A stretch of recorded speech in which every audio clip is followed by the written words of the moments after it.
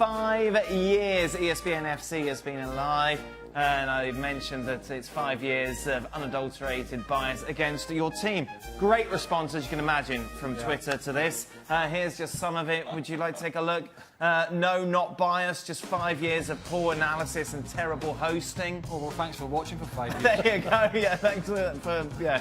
ESPN FC is a joke, meanwhile, is the next tweet. Nice. Awful show, what keeps it on the air anyway? This is a good one. I hate you, I hate your work, your poor excuse for analysing this sport.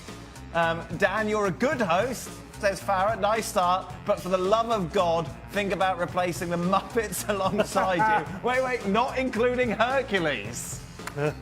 Again, some love. No, Dan, it's just incompetence, cherry-picking data and plain ignorance, except for Marcotti. There he is. Oh, yeah. Oh, God.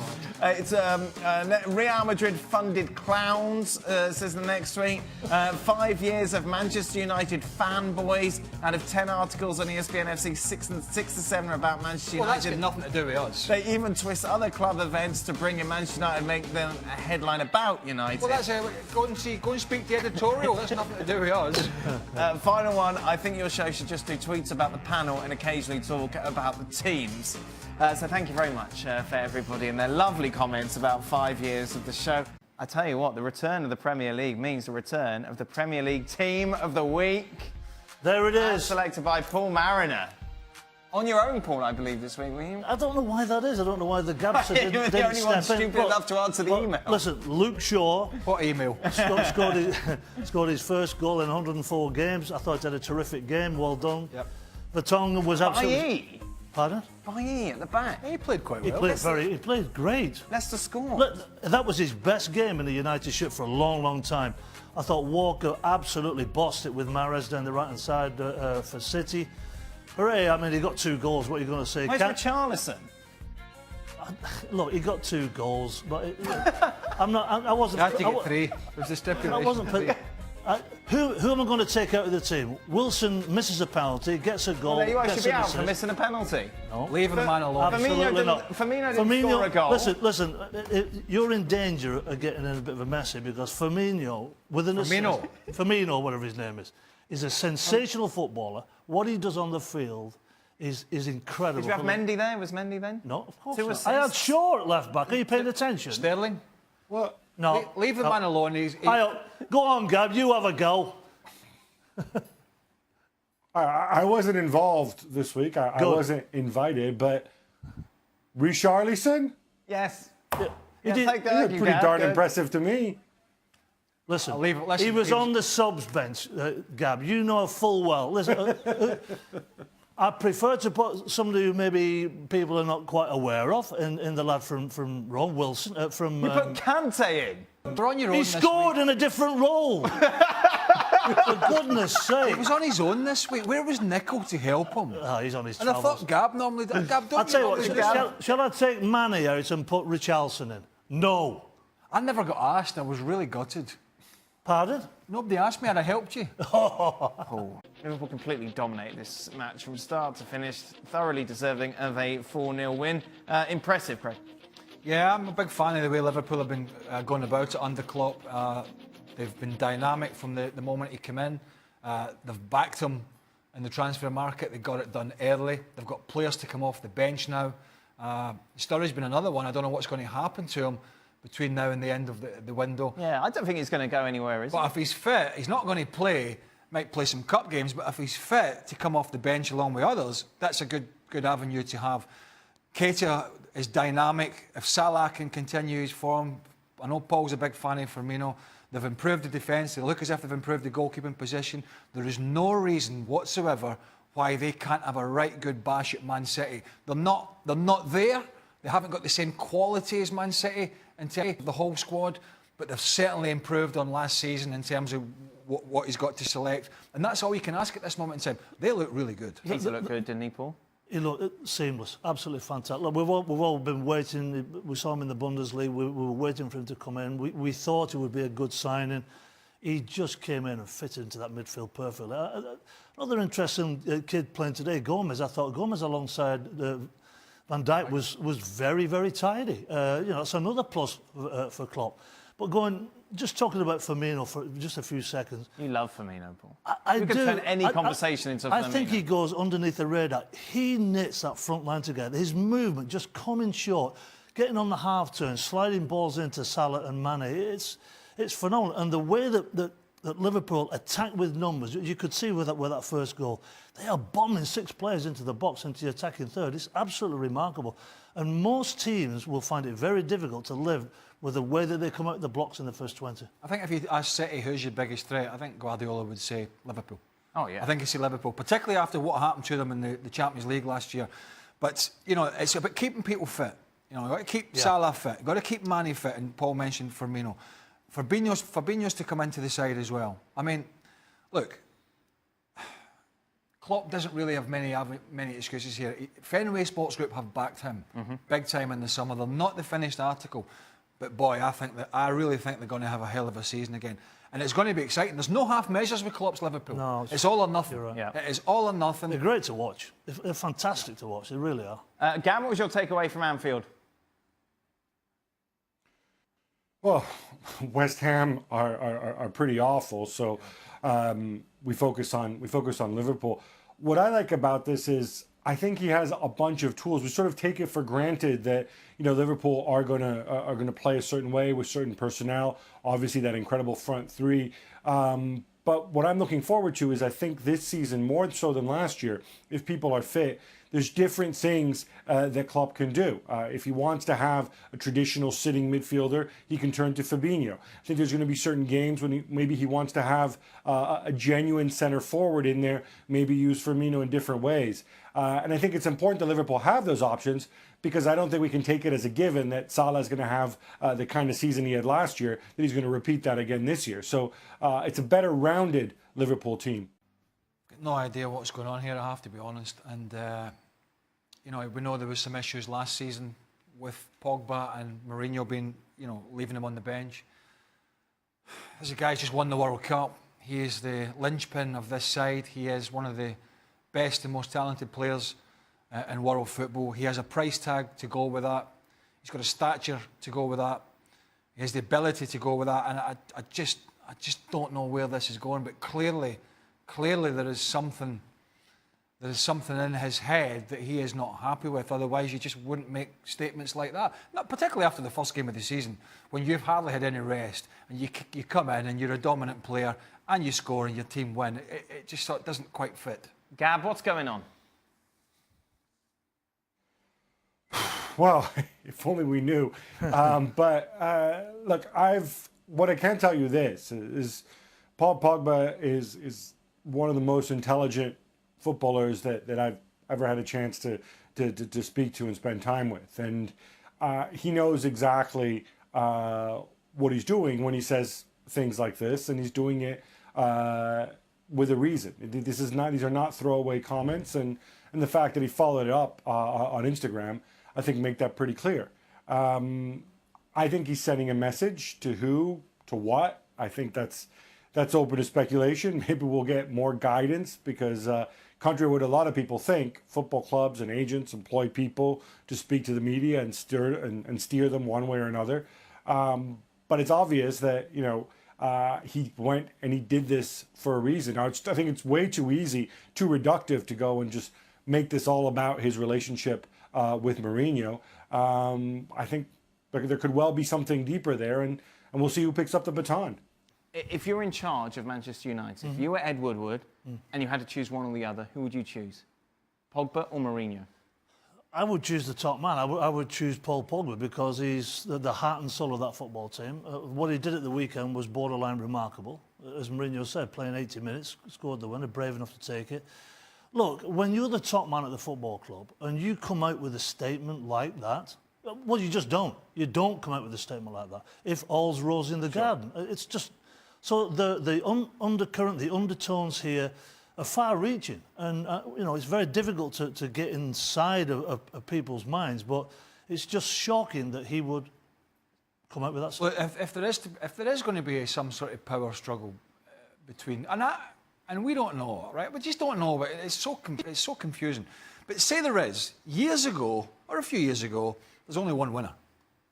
Sir Alex, wouldn't it? No, sorry, I meant Mourinho. Oh, yeah. No matter what club he was at, Yeah. maybe not Real Madrid at Yep. the end, but as a general terms, generally speaking, most clubs he's been at, he has had the power because he's been top man and he's delivered.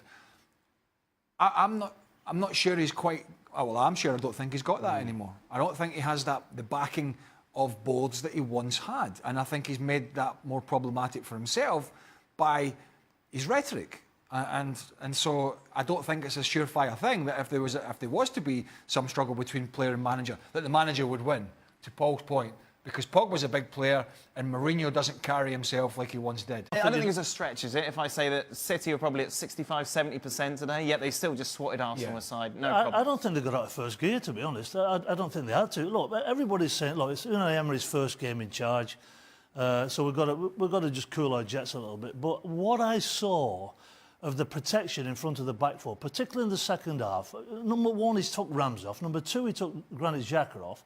And he's left the young kid in. I agree with Craig. I think that's a big ask to put Guendouzi in there for such a massive debut. And the split. I have never seen a goalkeeper play a ball into the set striker's feet on the halfway line. And they did it twice today. Where's the protection? It's just, I just don't get what he's trying to do with this side. All right, he throws Lacazette on, and maybe he puts Aubameyang up there with him and tries to influence the game in that way. But they were so exposed. Manchester City could have buried them in the. But you say that. Yeah. Look at the difference of quality. The difference of quality between players in the City team and the Arsenal is chalk and cheese. So surely it's too soon. Okay. So my one concern then, Dan, is the tactical side of it. It's the first game, I understand, but you don't play against Manchester City so wide open. There's no way you're going to get a point or a draw out of it. I think we're going to have to judge Arsenal against other teams because there's just not a chance you're going to fix their problems and their weaknesses in one transfer window. You're just not going to do it. So they're going to have to give them time. There's no doubt about that. It's not fixed in one window. So it's a long-term project for sure. Whether Emery's the man long-term, I don't know. Welcome into extra time, which has come at a slightly inopportune time, considering what Tiger Woods is now on 17th, Craig. Yeah, he's just on his... Craig may be a little distracted during the segment. I'm You can multitask. I've got the golf on my phone and I'm listening to you. Well, we've got to welcome Gab Marcotti back from holiday, which is the subject of our first week. Gab is back. Gab's life's a holiday. Gab's life's a holiday. The Gab works rather hard, doesn't he? Really, to be fair. Craig must be happy now. Sorry, I'm always happy. People seem to think that you don't get on with Gab, but you and Gab go a long way back, don't you? Yes. You've known each other for how long? Quite a years. Yes. Why, what are they saying? They said, I bet Craig, who is probably my favourite, is happy now. I feel that's tongue-in-cheek. Why? Considering you two... people think whenever we have a disagreement, whether it be me and you or me and Gab or whatever it be, people think because we have a difference in opinion that when we finish a show we fall out. Yeah. And they say, "Oh, you talk." We don't. I don't remember us ever falling out. I remember us having lots of difference of opinion. I remember expected goals being like the Mount Etna of it all. Wow.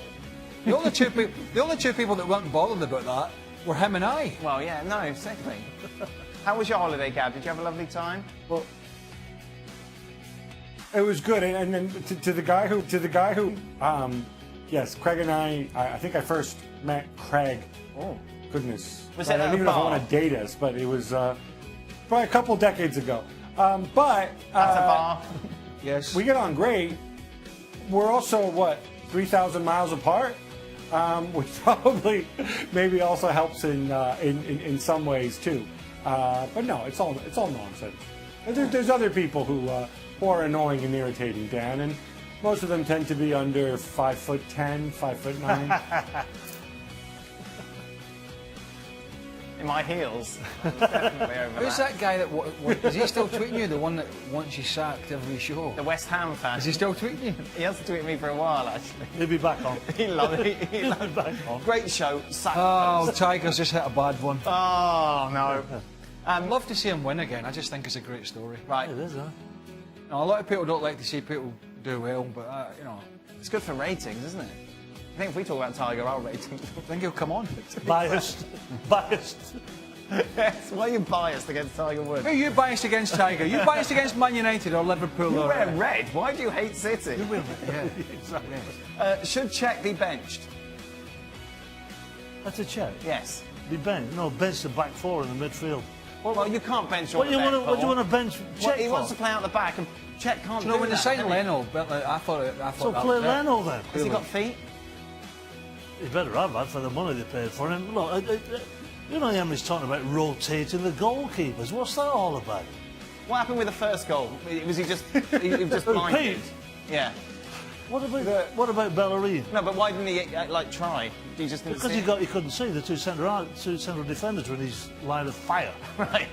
He was like Paul coming out of makeup with the exactly find his glasses. I couldn't find it. That's very true. Put Paul's glasses like there, and he's like, Dan, really? Yes. Sorry, Gav. Yes. now I'm just going to say, Emery and goalkeepers, you know, you said there, like Paul sounded like it was ridiculous to rotate the goalkeepers. It is ridiculous. This is something that he's done before, but it's something he believes in. If you remember, he had the whole thing with Trapp and Areola, and before that it was Sirigu at PSG, and I'm pretty sure, if memory serves, before he did the same thing at Valencia. I think even at Almeria he might have rotated. This is something that he thinks it can keep them on their toes if there isn't an established number one, and it's important to have two very good. I have never highly heard priced, so much goalkeepers. rubbish in all my life. What Gav's saying, or The only It time, is the a only minority time- opinion. The only time that I witnessed rotating the goalkeepers was England with Clements and Peter Shilton. where are you looking? Now, if where you- are you looking? I'm looking into the sky Look because at your I'm just camera, look. waxing. Look, you've got I'm just waxing lyrically about those days when England had two incredible goalkeepers, Look at number one. and you could rotate them. I tell you what, no wonder Nickel gets confused because the Q lights in these cameras. Well, There's lights all over the It's shop. just difficult at red. There's a Q light on the jib, there's no Q lights in these other ones. Yeah, when the light goes red, look. When? What? Look at the number one. Go to Paul's camera, and the number one. I goes didn't even red. know. I didn't even know that was my camera. My name's not Dan Thomas. Listen, he didn't even know it was a camera. No, I did. I thought His camera. it was a television. Between him and Nick, See, two. that's a camera. Red. Red light. So how come you've got four cameras? Then? What do you mean? Take your glasses off. Look at them. Look at the camera. No. Put my light on. How's it going, everybody? How small his eyes are. Who? Paul. Tell you what. Somebody Oh, stole you your got your eyes. filthy mitts all over my glasses now. I can't Somebody remember. You really see the old. Who said that? Hey. You see the bugle pretty well without the glasses on. See, he's always got to resort to personal insults. I know. Dan, I there's know. no need I for have some that. issues. I must have some insecurities about myself. That's why I lash out. Right, that's it. Were there any positives from Arsenal today? No. Right. Who is Not a lot. who is the best striker in the world, and why is it Sergio Aguero? I don't think anyone. Okay, right. Best striker in the world. Paul, you're a striker. Harry Kane. Really? Oh my goodness. All right, Fred Flintstone. Look, whatever name I come up with, you give me a custard pie right in the mush. Head Flintstone. Harry Kane. And don't throw, he's never scored a goal in August and all that rubbish. Yeah, but he scored 1,000 in the rest of the season. Harry Kane. Any other? Fred Flintstone, by the way, children, was a cartoon back in the 1980s. I'll tell you what, Fred with the ball was decent. His bowling technique was good. It was Very a little good. bit Very good. Pogba penalty-esque. Little twinkle toes. All right, who's the best centre forward in the world, Cody? Ronaldo. Oh. What's wrong? For some reason, I didn't see Ronaldo as a centre forward, as a pure number 9. Yeah, I know. He's played short. Why did I do that? I don't know why I did that. Right, last one. Klopp always brings up an issue about Ramos in press conferences 3 months after the Champions League final, yet you choose to ignore it and pick on Mourinho. It's really an agenda, isn't it? Yeah, it is an agenda. We hate No, I Manchester mentioned United. Klopp last week, actually. I said, sick of him going on about this Ramos thing.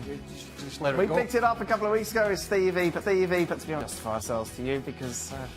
Got the old blinkers on. Yep, there Can it only is. see it, the old fan can only see it one way. That is it. Thank you very Saved much. my way. Welcome. Which camera should we say goodbye to Gab on? Oh, there it is, the red one. Where is he? Oh, That's a camera. Bye, okay, Gab. right. Gab's only got one camera in his house, that's it. Just to stare it down, that is it. Gab's not back now for another week. good. I'll tell you who's here tomorrow, though. Wing backs galore. Stuart Robson will return. Why are you off tomorrow? Because I've got friends from the UK. Oh, UK friends. Friends from the UK. So UFC lot can get stuff. A new era at Arsenal with Unai Emery at the helm. It made little difference to the champions, though. Manchester City coming out 2-0 winners with goals in either half from Raheem Sterling in the first, and in the second, a sweet strike from Bernardo Silva. A dominant performance overall for Man City. How would you categorise it? Look, as an ex-Arsenal player and an Arsenal fan, I was a little concerned, but it's the first game against the champions. Manchester City have a wealth of talent on the bench. Didn't really have to get out of second gear. Arsenal, for me, look, the middle of the park was a massive concern to me, Ross. They just looked way too open. It's concerning, but it is the first game, Unai Emery. Let's just give him some time to get everything in a row. But Manchester City, very dominant. Riyad Mahrez getting a debut for Yeah. them and starting very strongly. They were able to bring on so many players at the end. De Bruyne, Sané coming on. They looked pretty smooth, as if nothing really had changed. Yeah, and at the heart of all that, you've got Gundogan and you've got Fernandinho just protecting in front, breaking things up. Sterling gets his goal. They could have had more goals. To be perfectly frank, they weren't clinical in the first half. Manchester City, the game could have been out of sight. It wasn't. Arsenal came back into it, one or two little glimmers of what that front line can do, but not enough. And I think most Arsenal supporters are a little concerned about the back four as it is today. And with no protection in front, it's going to be a long season for them. So there are some issues that Arsenal have got to address, and they've got to address them very quickly. Yeah, that central midfield area certainly exposed time and time again with Manchester City, as you might expect, but a disappointing start to the season for Unai Emery in English football. Arsenal doesn't get any easier for them. They travel to Chelsea next week, Manchester City hosting Huddersfield. How would Liverpool get on in their season opener after their summer of spending? Well, we got a quick response from Mo Salah and co as they ran rampant over West Ham United at Anfield. 4-0 winners for Liverpool. What a start for Jurgen Klopp and his reinforcements. To be perfectly frank, Ross, it was an absolute joy to watch. The way that they came out of the blocks, they were absolutely fantastic. It was normal service resumed. You know, the front play was spectacular. In midfield, they just ran West Ham United ragged. Defensively, I thought Gomez was very solid alongside Van Dijk. So it was a perfect start for Liverpool. It's hard to assess the performance of someone like Alisson, who got his start in goal because he had so little to do. But for Naby Keita, he was running things in midfield, and that might help them going down the stretch, you would think. Yeah. Well, it was a seamless entry. I mean, it really was. He was fantastic. You know, we've seen him play in the Bundesliga. Everybody's questioning, can he replicate that in the Premier League? Yes, he can. Absolutely. It's a fantastic signing by Klopp. The midfield ran like an absolute dream. Milner, for me, I don't know how he does it. He's a fantastic player. He's sort of the glue for everything in the middle of the park. Good, tremendous leader. They were just spectacular. All over the field, they were spectacular. They absolutely destroyed West Ham today. How would you assess West Ham going forward? They were starting a few new players as well. New manager, of course, Pellegrini. Difficult start for them. Well, Arnautovic was nowhere to be seen. They couldn't get any. Well, A, they couldn't get the ball. B, they couldn't get any service going forward. So it was a very, very difficult afternoon. Look, we've got to credit Liverpool with the way that they play. They absolutely stifle West Ham United. You know, Wilshere was anonymous in the first half of the game. So it is going to be a long journey for Pellegrini. But you know, my applause is for Liverpool. If they continue to play in this manner, which we expect them to, it's going to be a very interesting Premiership. Well, next up for them is Crystal Palace away from home. West Ham United return to home comforts at home to Bournemouth next weekend. But all the signs, as Paul said, very positive for Liverpool and the start of possibly that title challenge.